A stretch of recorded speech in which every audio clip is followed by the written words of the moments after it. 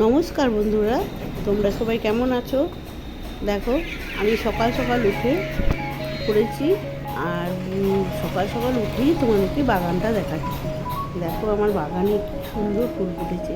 প্রতিদিন এই এতটা করে ফুল ফোটে। আর দেখো, এগুলো আমি কেটে কেটে বসিয়েছিলাম, এগুলোতেও ফুল এসছে। প্রচুর ফুল ফুটেছে, প্রচুর। সব কেটে কেটে কেটে কেটে আমি লাগিয়েছিলাম ডালগুলো। এগুলো একটুতেই ফুল হয়। এই দেখো, অপরাজিতাও কত ফুল এসছে, দেখতে পাচ্ছ?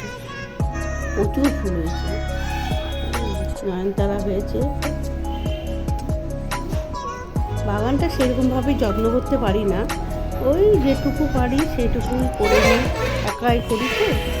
দেখো, এই বাগান করা, রান্না করা, তারপর এডিট করা, আমি নিজে নিজেই এডিট করি।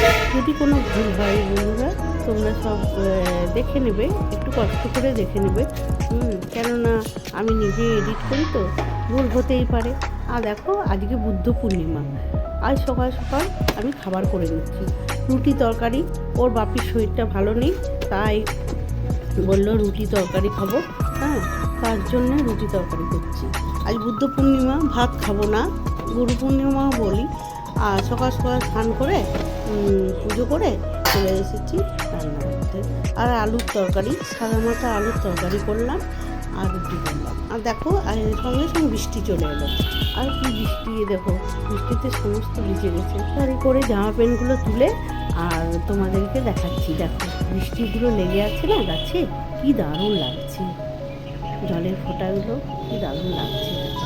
এরকম দেখতে পাচ্ছ, নাড়ি দিলেই সব পড়ে যাবে। দেখো কি সুন্দর লাগছে দেখতে। না, বৃষ্টির ওয়েদারে খুব মনটাও ভালো হয়ে যায়।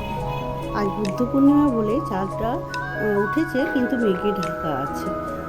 আমি ব্লগটা এখানেই শেষ করছি। খুব ছোট্ট ব্লগ, তোমরা সবাই দেখে